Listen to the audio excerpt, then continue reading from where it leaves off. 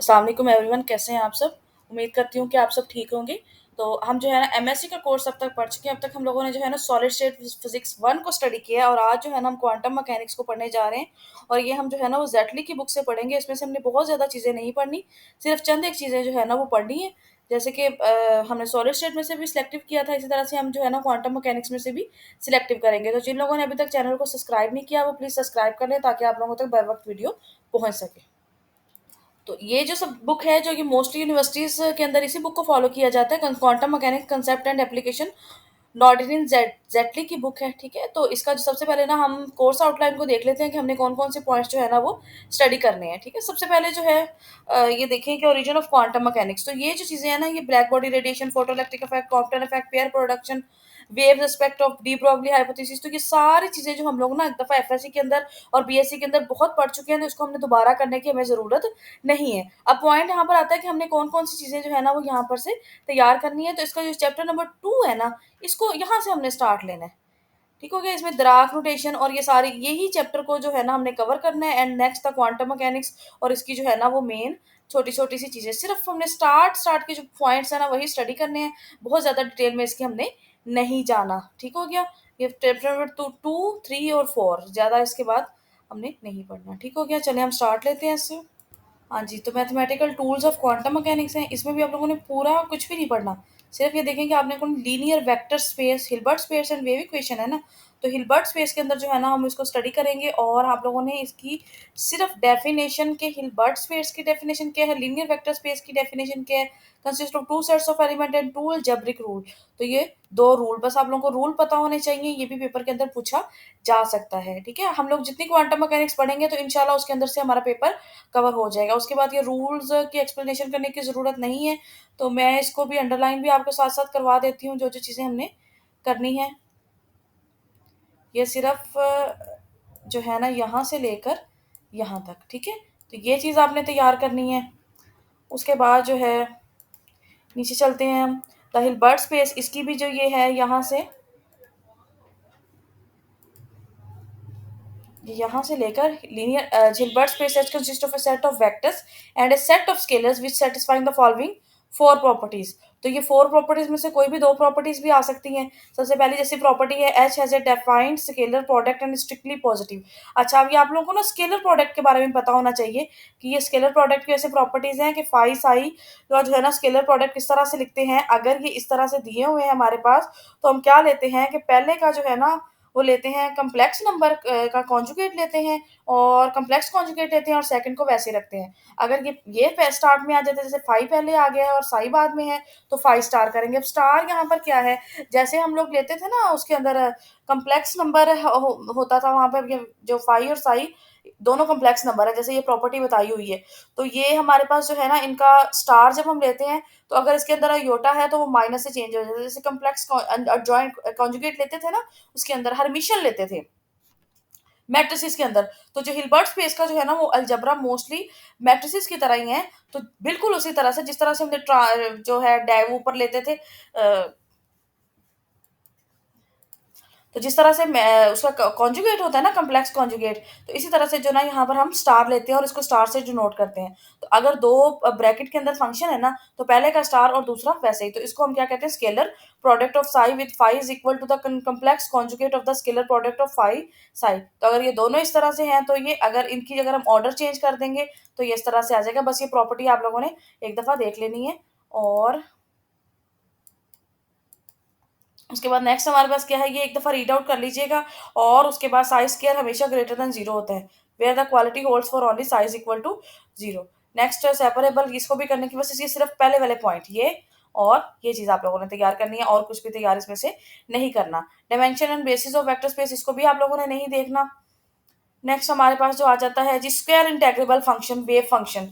Wave function आप लोगों को पता है कि जब भी किसी सिस्टम की स्टेट के बारे में हमें बताना है, तो उसकी जो है ना एक वेव फंक्शन डिफाइन करते हैं। और उस वेव फंक्शन का यहाँ पर जो है ना हमने स्क्वायर इंटेग्रेबल लिखना है। किस तरह से लिखना है कि अगर हमारे पास स्केलर प्रोडक्ट है साई का फाई के साथ, तो हम उसको ओवरऑल स्पेस के अंदर जब हम डिफाइन करते हैं, complex vector element is given by complex function and the scalar product given by product by integral, that is the scalar product to function and size given by।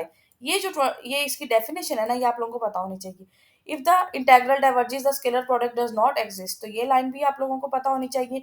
Next उसके बाद जो है ना, यहाँ पर हमारे पास एक दिया हुआ है कि ये साई विद स्केलर प्रोडक्ट का जब अपने साथ होता है तो वो स्केयर हो जाता है। ये आइडेंटिटी आप लोगों को पता होना चाहिए, और ये फाइनाइट होती है। बाकी कुछ भी आप लोगों ने ये सारी चीजें नहीं करनी, ठीक हो गया। उसके बाद डिराक नोटेशन क्या होती है? डिराक नोटेशन जो है वो किस तरह से लिखते हैं हम इसको, ये कुछ भी नहीं करना आप लोगों ने, जिसको मैं कर रही हूँ ये आप लोगों ने छोड़ देना है। इसके अंदर बस आप लोगों को ये पता होना चाहिए कि कैट एलिमेंट कौन सा होता है और ब्रा एलिमेंट कौन सा होता है। Element of a vector space, Dirac denoted the state vector psi by a symbol which is called. अगर यहाँ पर पहले लाइन है और बाद में ये इस तरह वाली लाइन है, ये मैं बल्कि ड्रॉ कर देती हूँ आप लोगों को। अगर ये इस तरह से है और उसके अंदर कोई वेक्टर इस तरह से लिखा हुआ है तो हम इसको कहेंगे कौन सा वेक्टर? Cat vector. और अगर ये इस तरह से स्टार्ट है, फॉर एग्जाम्पल फाई, और ये कौन सा होगा? ब्रा। तो अगर हम जो है ना इनका स्केलर प्रोडक्ट लेते हैं तो वो किस तरह से लिखते हैं? फाई साई है तो ये पहले ब्रा वेक्टर देन कैट वेक्टर, ये इस तरह से हमारे पास इसका जो है ना वो स्केलर प्रोडक्ट लिखा जाता है, ठीक है। आप लोगों को ब्रा और कैट वेक्टर का पता होना चाहिए। उसके बाद एक और प्रॉपर्टी है कि अगर इसका मैं स्टार ले लूं, अगर इसका स्टार ले लूं तो जो ब्रा व कैट वेक्टर है वो क्या बन जाएगा? ब्रा वेक्टर बन जाएगा। इसका जो है ना इक्वल टू इस तरह से होगा कि ये ऐसे हो जाएगा, ठीक हो गया। ये चीजें आप लोगों ने देख लेनी है, अच्छे से तैयार भी कर लेनी है, इजी है, बहुत ज्यादा टाइम आप लोगों का नहीं लेंगी। अगर एक दफा पढ़ लेंगे तो आप लोगों के जहन में रह जाएगा। अब देखेंगे ये स्केलर प्रोडक्ट लिखा हुआ है इन टर्म्स ऑफ जो है ना वो डिराक नोटेशन। ये चार चंद एक प्रॉपर्टीज हैं, इसको लाजमी तैयार करना है। Every for to every correct the corresponding unique bra and vice versa. अगर ये अवेलेबल है तो इसका ऑपोजिट भी मौजूद है। और अगर बाहर मल्टीप्लाई हो रहा है तो उसके साथ अगर अंदर हम इसको लेते हैं ना तो इसके साथ स्टार लाजमी आएगा। वन टू वन करस्पेंडेंस है। उसके बाद अगर ये अंदर है और ये इसके बराबर है तो ये इस तरह से लिखा जाएगा। ये बस प्रॉपर्टीज देख लेनी है। उसके बाद प्रॉपर्टीज ऑफ स्केलर फंक्शन को करने की जरूरत नहीं है। Norm and real positive. अच्छा, ये आप लोगों को पता होना चाहिए कि स्टेट जो है ना, अगर वो ये for any state of the Hilbert space the normal is real and positive. जब उसका अपने साथ हम लेते हैं वेक्टर का स्केलर प्रोडक्ट तो वो रियल भी होता है और पॉजिटिव होता है। And equal to zero for the case when psi is equal to zero, where zero is the zero vector. तो ये जीरो सिर्फ उस सूरत में होगा जब ये जीरो होगा, अदरवाइज ये जीरो नहीं होता। तो ये नॉर्मलाइजेशन कंडीशन है, ये दोनों वन के बराबर होते हैं। उसके बाद श्वार्ट्ज कंडीशन है, ये भी बस आप लोगों को इक्वेशन पता होनी चाहिए और कोई चीज नहीं पता होनी चाहिए। ट्रायंगल इक्वालिटी को भी छोड़ दें। ऑर्थोगोनल सेट्स, हाँ ऑर्थोगोनल को भी पता होना चाहिए। ऑर्थोगोनल स्टेट्स कौन सी होती हैं कि जिस तरह से ए डॉट बी जीरो होता है ना, अगर स्केलर प्रोडक्ट बराबर हो जीरो के तो हम कहते हैं कि दोनों वेक्टर्स एक दूसरे के परपेंडिकुलर है। तो इसी तरह से अगर दो स्टेट फंक्शन भी एक दूसरे के परपेंडिकुलर होंगे तो उनका जो स्केलर प्रोडक्ट है वो जीरो के बराबर होगा। तो ये पॉइंट भी, ऑर्थोगोनल सेट्स भी आप लोगों ने स्टेट्स अच्छे तरीके से तैयार करना है। उसके बाद ऑर्थोनॉर्मल की कंडीशन क्या है कि अगर दो दो वेक्टर्स का स्केलर प्रोडक्ट जीरो के बराबर है तो उनका जो साई दोनों वो एक दूसरे के साथ दोनों नॉर्मलाइज्ड फंक्शन होंगे। क्या होंगे? They are orthogonal if each one is a unit norm. तो दोनों का जो है ना वो साई स्टार साई बराबर होगा। साई जो स्केलर प्रोडक्ट अपने के साथ होगा वो वन होगा। उसके बाद फॉरबिडन क्वांटिटीज को करने की भी जरूरत नहीं है इस चैप्टर में से। बस हमने यही हाँ ऑपरेट यहाँ तक करना था। और उसके बाद नेक्स्ट जो हमारे पास टॉपिक है बहुत बहुत इंपॉर्टेंट है पेपर के अंदर। ये बहुत ज्यादा दफा ऑपरेटर की कंडीशन पूछी जाती हैं कि ऑपरेटर्स डिफरेंट टाइप्स के। तो ठीक है, operator is a mathematical rule that applied to a ket transformed into another ket of the same space and when X on a bra transforms into another bra. मतलब wave function को जो change कर दे उसको हम क्या कहते हैं? Operator कहते हैं। जब उसको स्टेट के ऊपर अप्लाई होता है तो वो स्टेट फंक्शन की स्टेट को चेंज कर देते हैं। तो ये है इसकी डेफिनेशन ऑपरेटर कौन सा होता है, ठीक है, जैसे ये बताया हुआ है। उसके बाद ए साई साई स्टार और इसके बाद ये आ गया एग्जाम्पल ऑफ ऑपरेटर। तो कौन कौन से? यूनिटरी ऑपरेटर है, ग्रेडियंट भी ऑपरेटर है, जैसे हमने पहले भी पढ़ा है ना वेक्टर्स के अंदर डेल्टा साई। तो ये जो है ना डेल्टा और इसको भी चेंज कर देता है, ये सिंपली फॉर्म में लिखा हुआ है। अगर यूनिटरी ऑपरेटर है तो वो उसके ऊपर भी कोई भी चेंज नहीं, it leaves any ket unchanged. तो ये प्रॉपर्टीज है, एग्जांपल भी इसमें आप पता। उसके बाद लीनियर मोमेंटम ऑपरेटर, इसकी आइगन, अच्छा जब भी मोमेंटम ऑपरेटर जो है ना वो किसी दूसरे ऑपरेटर के ऊपर एक्ट सॉरी उसके ऊपर स्टेट के ऊपर एक्ट करता है तो हमें एक आइगन वैल्यू देते हैं। आइगन वैल्यू के बारे में मजीद आगे भी पढ़ेंगे। लेकिन अगर हमारे पास लीनियर मोमेंटम ऑपरेटर है ना तो आयोटा एच कट डेल्टा जो है ना हमारे पास इसकी आइगन वैल्यू है। लैप्लासियन ऑपरेटर है, इसको ऐसे ही बस देख लीजिएगा, इसको नहीं करने की जरूरत। अच्छा, पैरिटी ऑपरेटर है ना वो क्या करता है? पैरिटी का जो वर्ड है ना ये चेंज हो जाता है साइन के लिए। कि साइन अगर पॉजिटिव है तो नेगेटिव कर देते। तो प्लीज इन चीजों को आप लोगों ने छोड़ना नहीं है। जो चीज मैं बता रही हूँ या जिस चीज को मैं थोड़ा सा एक्सप्लेन कर रही हूँ उसको अंडरलाइन कर लीजिएगा, ठीक है। Product of operator A no B not equal to B A B C, ये कम्यूटेटिव प्रॉपर्टी है। बस ये सिर्फ ये चीजें आप लोगों ने देख, इसको ज्यादा टाइम नहीं लगेगा, आप लोग इजीली इसको तैयार कर लेंगे। उसके बाद लीनियर ऑपरेटर को भी करने की जरूरत नहीं है, इजी सा है। और उसके बाद हर्मिशन और जॉइंट, इसमें से पेपर के अंदर क्वेश्चन भी आया हुआ है और हम लोगों ने किया हुआ है। अब हर्मिशन और जॉइंट जो है ना, ये बिल्कुल वैसे ही है जैसे हम ट्रांसपोज लेते हैं। क्या लेते हैं? मैट्रिसेस का ट्रांसपोज ले। एक्चुअल में जो ऑपरेटर का अलजबरा है ना, वो मोस्ट प्रोबेबली जो है ना वो सिमिलर होता है मोस्ट ऑफ द केसेस के, वो बिल्कुल मैट्रिसेस के बराबर हो। हर्मिशन और जॉइंट क्या होता है? द हर्मिशन, हर्मिशन हमने ऑपरेटर, हमने हर्मिशन मैट्रिक्स पढ़ा है। हर्मिशन और नॉन हर्मिशन, हर्मिशन के अंदर क्या होता है कि अगर हम रो को वेक्टर के साथ चेंज कर दें, इस तरह का कोई सीन था ना, तो यहाँ पर भी जो है ना, यहाँ पर भी यही सीन है। देखिए द हर्मिशन ऑफ जॉइंट और conjugate of A complex number A is the complex conjugate of the number. अगर हम बार लेते हैं तो वो क्या आ जाता है? कम्प्लेक्स कॉन्जुगेट आ जाता है। लेकिन यहाँ पर थोड़ी सी ना चेंज है। अगर हम तो अगर हम ऑपरेटर का लेते हैं, हमारे पास इस तरह से है, तो वो हमारे पास ऑपरेटर एज इट इज आ जाएगा। तो पूरी जो है ना इसके ऊपर स्टार आ जाएगा। तो ये आइडेंटिटी आप लोगों ने तैयार करनी है। उसके बाद प्रॉपर्टीज हैं। अगर replace constant bye there complex conjugate, अगर हम कांस्टेंट के ऊपर डैगर अप्लाई करके, इसको डैगर बोलते हैं, मैं ये लिख देती हूँ, पता नहीं वो आप लोगों की जो है ना वो आप लोगों ने पढ़ा हुआ है या नहीं। इसको हम बोलते हैं डैगर। जो ट्रांसपोज है, जो हम टी लिखते थे, उसको हम यहाँ पर क्या बोलते हैं? डैगर। उसके बाद है A dagger is equal to A star. अगर कांस्टेंट के ऊपर डैगर अप्लाई होता है तो वो उसका कम्प्लेक्स कॉन्जुगेट देता है। अगर रिप्लेस कैट या ब्रा, अगर ब्रा वेक्टर पे होता है तो उसको कैट कर देता है, और कैट के ऊपर अप्लाई होता है तो उसको क्या कर देता है? ब्रा कर देता है, ठीक है। और रिप्लेस ऑपरेटर बाय देयर एडजॉइंट्स, ये आगे देखेंगे, ये रूल्स लिखे हुए हैं कि अगर ए का डैगर दो दफा ले तो वो ए के बराबर होगा। तो ये आइडेंटिटीज पेपर के अंदर पूछी जा सकती हैं, ठीक है। अब देखें, हमने अभी पढ़ा है ना पीछे कि अगर कांस्टेंट का होगा तो वो उसका क्या कर देगा? जॉइंट कर देगा। ये आगे लिखा हुआ है एक कांस्टेंट है, उसके बाद ऑपरेटर है, तो ऑपरेटर का एज इट इज आ जाएगा। तो ये भी इट इज जो है ना ये रिप्लेसेबल है कि अगर एन की पावर हो तो पावर को, और हम इसको मतलब पावर को बाद में कर दें और उसको पहले जो है ना वो कर दें। अच्छा, इसके बाद जब डैगर हम अप्लाई करते हैं ना तो ऑर्डर चेंज हो जाता है। ट्रांसपोज के अंदर भी इसी तरह से ना हमने पढ़ा हुआ था। ट्रांसपोज के अंदर क्या था? अगर हम लिखते हैं ना ए बी होल ट्रांसपोज, ये ट्रांसपोज लिख रही हूं मैं, तो बी का ट्रांसपोज और ए का ट्रांसपोज ऑर्डर चेंज हो जाता है। सेम इसी तरह से जो है ना वो डैगर का ऑर्डर भी चेंज हो जाता है। जैसे देखें, पहले डी आया, फिर सी आया, फिर बी आया। क्लियर हो गया यहाँ तक? तो ये प्लीज इसको तैयार कर लीजिएगा। उसके बाद हर्मिशन और joint of the operator is given by, तो यहाँ पर जो है ना ये देखें, ब्रा को कैट में, कैट को ब्रा में चेंज कर देगा। तो ये देखें साई है, साई को हमने क्या किस में चेंज कर देना है? इसमें, और ये इस तरह से आ जाएगा, इंटरचेंज हो गया, ठीक हो गया। उसके बाद ये हमारे पास है इस तरह से। अब यहाँ पर ये वेक्टर चेंज हुआ है यहाँ पर, तो ये इस तरह से इसका जॉइंट हो गया जो है ना ये बाहर आ जाएगा। अच्छा, उसके बाद हर्मिशन एंड सिक्योर हर्मिशन। अगर डैगर अप्लाई करें और हमारे पास ऑपरेटर वापस आ जाए तो वो ए के बराबर होता है, और अगर डैगर अप्लाई करें तो वो किसके बराबर आ जाए? माइनस ऑपरेटर के बराबर आ जाए तो उसको हम सिक्योर हर्मिशन कहते हैं। उसके बाद प्रोजेक्शन ऑपरेटर है, वो क्या कहता है? If hermitian and equal to its own square, अगर ये इसके बराबर हो, ये दो प्रॉपर्टीज हो, तो हम उसको प्रोजेक्शन ऑपरेटर की प्रॉपर्टी कहते हैं। और ये सिर्फ आइडेंटिटी के लिए है, प्रॉपर्टीज भी आप लोगों को करने की जरूरत नहीं है, कॉम्यूटेटर भी करने की जरूरत नहीं है।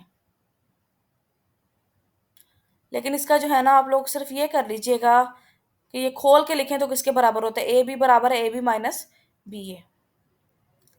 लेकिन इसको भी एक दफा देख लीजिएगा, बेहतर है, मेरा ख्याल है कि ये पूछा जा भी सकता है। Two operators are said to be commutator के बारे में। कम्यूटेशन की क्या प्रॉपर्टी होती है? अगर ए बी बराबर है बी ए के तो हम कहते हैं कि वो कम्यूट कर रहे हैं, ठीक है। तो यहाँ पर ए बी बराबर है, अगर ए हो, एक ही ऑपरेटर का उसके अपने के साथ हम कम्यूटेटर लें, तो वो अब यहाँ पर इसको देखें, इस इक्वेशन को देखें और इसके ऊपर अप्लाई करें। ए माइनस बी ए, तो दोनों ए बराबर होकर जीरो हो जाएगा ना, तो ये जीरो के बराबर होते। तो ये देखिए, ये मैंने जो भी आपको करके दिखाया है कि ए बी का ट्रांसपोज किसके बराबर होता है? B transpose A transpose. और अगर ये दोनों हर्मिशन है, हर्मिशन का क्या मतलब है कि ट्रांसपोज के बाद किसके बराबर है? बी के बराबर। और ए का ट्रांसपोज किसके बराबर है? ए के बराबर है। तो ये इस तरह से हमारे पास ए बी का ट्रांसपोज किसके बराबर आएगा? बी ए। अच्छा, ये थोड़ी सी ना आइडेंटिटीज हैं। अगर हम किसी भी पोजीशन वेक्टर का लेते हैं, मोमेंटम के साथ कम्यूटेटर, तो वो किसके बराबर आता है, आयोटा एच कट आई। और आयोटा एच कट क्या है हमारे पास, उसकी भी उसको प्रूव भी किया हुआ है, करते होंगे आप लोग एमएससी के अंदर, लेकिन यहाँ करने की जरूरत नहीं है। उसके बाद हाँ, ये जो जकोबाई आइडेंटिटी है ना, ये भी देख लीजिएगा कि ये किस तरह से होती है। कम्यूटेशन के बारे में ये भी एसोसिएटिव लॉ इसके ऊपर जो है ना वो होल्ड कर रहा है। ऑपरेटर्स कम्यूट विद स्केलर, जो अगर हम स्केलर की बात करते हैं तो वो किसके बराबर होगा, जीरो के बराबर होगा, तो हम इसको क्या कहते हैं, कम्यूटेटर। अच्छा जी। अच्छा, कुछ बच्चे जो है ना मुझसे एक वो क्वेश्चन पूछ रहे थे, पेपर के अंदर ही मैंने बताया हुआ था, और पेपर के अंदर बहुत सारे लोगों ने ना मुझसे इसके बारे में पूछा था कि delta x delta P x बराबर होता है एच कट एच के बराबर। तो हमारे पास जो एच कट है ना वो एच ओवर टू पाई के बराबर होता है। ये इसकी मैं वैल्यू लिख देती हूँ, एच एच बराबर है, एच कट बराबर है H over two pi, two K. तो अगर हम यहाँ पर ये चेंज कर देते हैं, यहाँ पर हमने पाई की वैल्यू यूज नहीं की हुई, तो यहाँ पर जो है ना एच कट की जब हम वैल्यू पुट करेंगे तो ये इस तरह से ये जो है ना अनसर्टेनिटी प्रिंसिपल चेंज हो जाएगा, इसलिए एच ओवर फोर आया हुआ वहां पे। उसके बाद है फंक्शंस ऑफ ऑपरेटर, एक दफा मैं ये, हाँ जी, उसके बाद यूनिटरी ऑपरेटर है। Unitary operator is said to be unitary if its inverse is equal to its adjoint. अगर किसी भी ऑपरेटर का इनवर्स जो है वो अर्जॉइंट के बराबर आ जाए, अर्जॉइंट मतलब डैगर के अर्जॉइंट लेते हैं ना वो, तो वो किसके बराबर, उसको हम कौन सा ऑपरेटर कहते हैं, यूनिटरी ऑपरेटर कहते हैं। बस इसकी आपको डेफिनेशन पता होनी चाहिए और ये प्रॉपर्टी पता होनी चाहिए कि यूड जो है ना इसको मल्टीप्लाई करें तो ये दोनों किसके बराबर आएंगे, आइडेंटिटी के बराबर आएंगे, आगे वाली चीजें करने की जरूरत नहीं है। उसके बाद eigen values and eigen vectors, इसके कुछ थ्योरम्स हैं और उनकी स्टेटमेंट जो है ना वो पेपर पॉइंट ऑफ व्यू से बहुत इंपॉर्टेंट है, और एक दो पेपर के अंदर जो है ना वो इसकी स्टेटमेंट के अंदर से भी पेपर आया हुआ है। तो ये वो चीजें हैं जो पेपर के अंदर आ जाती है, और मेरा ख्याल है कि हर यूनिवर्सिटी के अंदर क्वांटम की ये चीजें पढ़ाई जाती हैं, तो मुझे उम्मीद है कि आप लोग अच्छे तरीके से इसको जो है ना वो तैयार कर लेंगे। उसके बाद है कि हैविंग आइगन वैल्यूज जो है ना, आइगन वैल्यू क्या होती है कि जब एक ऑपरेटर किसी भी वेव फंक्शन के ऊपर एक्ट करता है तो उस एक्ट करने के नतीजे में एक वैल्यू जनरेट करता है, उसको हम आइगन वैल्यू कहते हैं। तो अगर हमारे पास आइगन वैल्यू आती है ऑपरेटर की, तो हम कहते हैं कि ये जो स्टेट फंक्शन है ये आइगन वेक्टर है इस ऑपरेटर का। तो यहाँ से state vector is said to be an eigenvector of an operator A if the application of A is given as where A is the complex number and called an eigenvalue of A। अब A जो है ना इसकी property है कि ये complex number होना चाहिए। अब इसकी आप लोगों ने सारी प्रॉपर्टीज तैयार करनी है। अगर आइडेंटिटी ऑपरेटर है तो उसकी आइगन वैल्यू वन होगी। ए एस आई तो इस तरह से है, अगर ए की पावर एन टाइम्स हम अप्लाई करते हैं तो एन टाइम्स जो है ना वो हमारे पास क्या आती है, eigen values, an eigen values आएंगी। अगर एन टाइम्स एक ऑपरेटर को हम एक ही स्टेट फंक्शन के ऊपर अप्लाई करते हैं तो इस तरह से अगर एफ ऑफ ए है तो हमारे पास क्या आएगा, फंक्शन एफ ऑफ ए आ जाएगा। For instant S I is equal to small S I E of iota A, तो हमारे पास क्या आएगा, ई ऑफ अयोटा ए। तो इस तरह से जो है ना ये प्रॉपर्टीज आइडेंटिटीज हैं, आप लोगों को पता होनी चाहिए। उसके बाद eigen value of the inverse operator, तो ये जिस तरह से शो दैट एग्जांपल लिखी हुई है ना, इनको हम थ्योरम्स कहते हैं। Show that if A inverse exist eigen value of A are just the inverse of A. तो ये लाइन भी आप लोगों को पता होनी चाहिए। शो दैट को काट के क्वेश्चन आ सकता है, if A inverse exist eigen value of A inverse are just the inverse of those हो। तो इस तरह के एमसीक्यूज जो है ना, ये आप लोगों ने नहीं करना सॉल्यूशन, सिर्फ ये स्टेटमेंट करनी है। उसके बाद थ्योरम भी आ गए हैं, theorem pertaining to problems, eigenvalue problem से रिलेटेड है। फॉर्म है Hermitian operator, all of its eigenvalue are real. तो आइगन वैल्यू जो है ना हमेशा हर्मिशियन ऑपरेटर की क्या होती है, real. And eigenvectors corresponding to different eigen values are orthogonal. दो चीजें हैं इसके अंदर कि हर्मिशियन ऑपरेटर की जो है ना वो आइगन वैल्यू क्या होती है, रियल होती है। तो ए डैगर बराबर है ए, हर्मिशियन ऑपरेटर है तो हमारे पास सबसे पहली चीज ए डैग। तो ये हमारे पास इस तरह से है। हमने जो प्रूफ करना है कि ए एन जो होगा वो रियल नंबर होगा, और फाइव एम और फाइव एन जो है ना वो ऑर्थोगोनल प्रॉपर्टी को जो है ना वो सॉल्व करेगा। Different eigen values corresponding to different eigen values, अगर दो ऑपरेटर हैं और उनके ऊपर एक ऑपरेटर सॉरी ये दो स्टेट फंक्शंस हैं और उनके ऊपर ऑपरेटर एक्ट कर रहा है, जैसे फाइव एम और फाइव एन डिफरेंट है ना, तो इनकी जो है जो प्रोडक्ट होगा वो किसके वो एक दूसरे के क्या होंगे, ऑर्थोगोनल होंगे। ऑर्थोगोनल होंगे इसका मतलब क्या है कि ये इनका जो क्रॉस डॉट प्रोडक्ट है वो किसके बराबर होगा, zero. The eigenstate of Hermitian operator defined है कंप्लीट, ये आप लोगों ने नहीं करना। If two Hermitian operator A and B commute, if A has non degenerate the eigenvalue, non degenerate मतलब आइगन वैल्यू रिपीट हो रही हो, then each eigenvector of A is also an eigenvector of B in addition we can construct. तो ये छोटी छोटी सी चीजें हैं, ये आप लोगों ने करनी है, प्रूफ नहीं करने हैं आप लोगों ने। The eigenvalues of anti Hermitian operator are either purely imaginary और equal to zero. Anti Hermitian operator की इक्वल टू जीरो होंगी या प्योरली इमेजिनरी होंगी, लेकिन आइगन वैल्यू हर्मिशियन ऑपरेटर की क्या होगी, रियल होगी। ये पेपर में क्वेश्चन आया भी हुआ है। The eigen value of a unitary operator are complex number of modulus equal to one. तो यूनिटरी ऑपरेटर की जो आइगन वैल्यू क्या होगी, वो कम्प्लेक्स नंबर होगी और उसका मॉड्यूल क्या होगा, वन के बराबर होगा। The eigen vectors of unitary operator as no degenerate values are mutually orthogonal। तो इनको आप लोगों ने एज इट इज चाहे रट्टा लगा के याद कर लें, लेकिन इनको छोड़ना नहीं है। उसके बाद यूनिटरी ट्रांसफॉर्मेशन है, इसको भी करने की जरूरत नहीं है। इनफिनिट यूनिटरी ट्रांसफॉर्मेशन, एक सेकंड में हाँ जी, उसके बाद पेज नंबर 123 पे आ जाएं कि पोजीशन रिप्रेजेंटेशन है, कि पोजीशन वेक्टर को जो है ना वो किस तरह से रिप्रेजेंट करते हैं। ये इस तरह से है कि कैपिटल आर ये पोजीशन ऑपरेटर है और ये स्मॉल आर पोजीशन वेक्टर को जनरेट करता है। अगर ऑपरेटर हमारे पास एक्ट करता है किसी पोजीशन उसके ऊपर, स्टेट के ऊपर, तो हमारे पास इस तरह से जो है ना वो जनरेट होता है। सिर्फ ये चीज़ देख लीजिएगा, ये बहुत इंपॉर्टेंट नहीं है। लेकिन आगे हमारे पास मोमेंटम रिप्रेजेंटेशन है कि जब मोमेंटम एक्ट करता है तो मोमेंटम जनरेट करता है, और हमारे पास मोमेंटम की वैल्यू किसके बराबर होती है, ये यहाँ पर एक्सप्लेन किया हुआ है कि अगर हम मोमेंटम की बात करते हैं तो हमारे पास, सॉरी पेज नंबर जो है ना हमारे पास 125 है, इसके ऊपर हमारे पास momentum operator in the position representation के साथ हमारे पास जो है ना मोमेंटम बराबर आता है अयोटा एच कट डेल्टा। तो P is given the position represented by P is equal to minus iota h cut delta. तो ये रिलेशन आप लोगों को पता होना चाहिए, एक्स एक्सिस में, वाई एक्सिस में और जी एक्सिस में वैल्यू। उसके बाद है एक हमारे पास होता है हैमिल्टोनियन ऑपरेटर, और ये मैंने आप लोगों को लास्ट टाइम भी बताया था कि ये kinetic energy plus potential energy के बराबर होता है, और ये kinetic energy p square over two m. तो ये हम लोगों ने वैसे पहले भी की हुई है, लेकिन मैं बता देती हूँ, one over two m v square किसके बराबर होता है, एनर्जी के। कौन सी एनर्जी, काइनेटिक एनर्जी। तो हमारे पास इस तरह से है कि अगर हम इसको मल्टीप्लाई करते हैं, टू 1/2 है ना, तो एम के साथ मल्टीप्लाई भी कर देते हैं तो एम स्क्वायर हो जाएगा और वी स्क्वायर हो जाएगा, और नीचे किसके साथ कर देते हैं, एम के साथ डिवाइड कर देते हैं। तो ये किसके बराबर हो जाएगा, पी स्क्वायर। तो हमारे पास क्या आ जाएगा, पी स्क्वायर ओवर 2m, और ये किसके बराबर है, काइनेटिक एनर्जी के। ये हमने जो यहाँ पर लिखी हुई है काइनेटिक एनर्जी, यहाँ पर plus potential energy as it is लिख देंगे। तो हैमिल्टोनियन ऑपरेटर के बारे में भी आप लोगों को पता होना चाहिए, ठीक हो गया। उसके बाद आगे से आप लोगों ने कोई चीज़ें नहीं करनी। पैरिटी ऑपरेटर के बारे में पता होना चाहिए कि जो पोजीशन वेक्टर के साइन को इन्वर्स कर देता है, इनवर्जन और पैरिटी ऑपरेटर कहलाता है। बस यही चीज़ आप लोगों को पता होना चाहिए।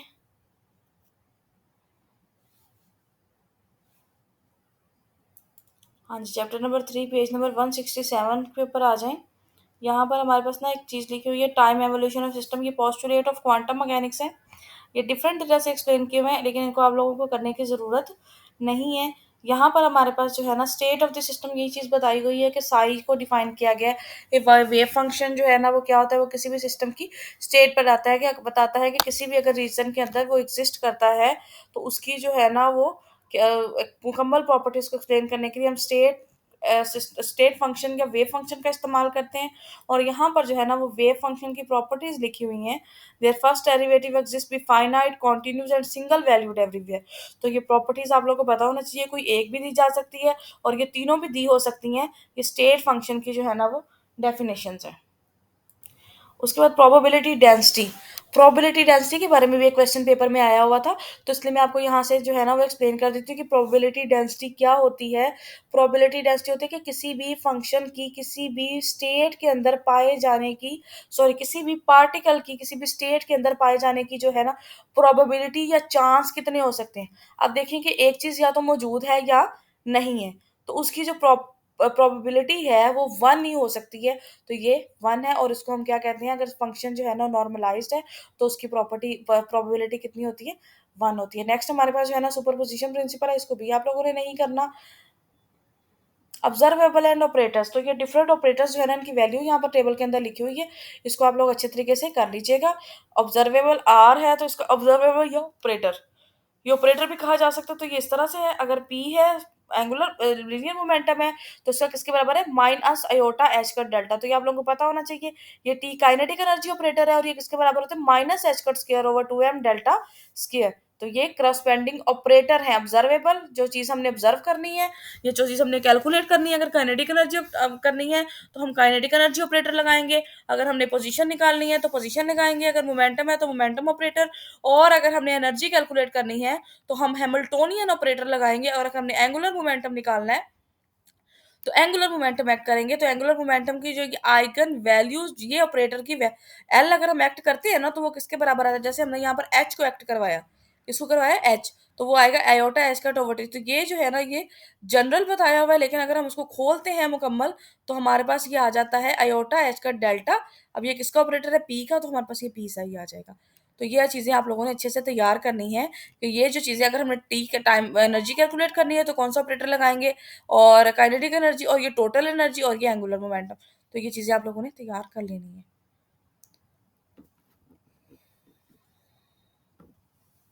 नेक्स्ट हमारे पास जो है ना, वो एक्सपेक्टेशन वैल्यू है। एक्सपेक्टेशन वैल्यू की बस आप लोगों ने ये तैयार कर लेनी है कि क्या होती है, ये सॉरी ये स्टेटमेंट है इसकी, 3.22 इक्वेशन आप लोगों को पता होनी चाहिए, और कुछ भी इसमें से करने की जरूरत नहीं है। बाकी बहुत सारे थ्योरम्स हैं, लेकिन इतना ज़्यादा, ये देखें मेजरमेंट ऑफ अनसर्टेनिटी प्रिंसिपल, तो यहाँ पर जो है ना, वो पाई की वैल्यू का भी यूज, पाई को यूज ही नहीं किया जाता इसके अंदर, क्वांटम मैकेनिक्स के अंदर।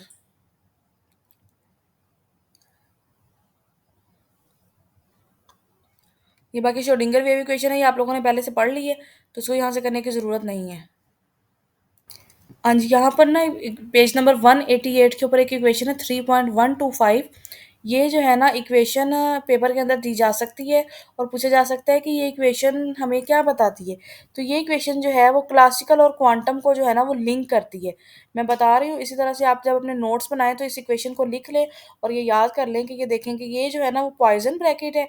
ये किसके बराबर होती है, मतलब अगर हम दरमियानी ब्रैकेट यूज़ करते हैं ना, ये करली ब्रैकेट, तो हम कहते हैं कि ये, इसको हम पॉइजन ब्रैकेट्स कहते हैं, और ये हमारे पास क्या है, कम्यूटेटर।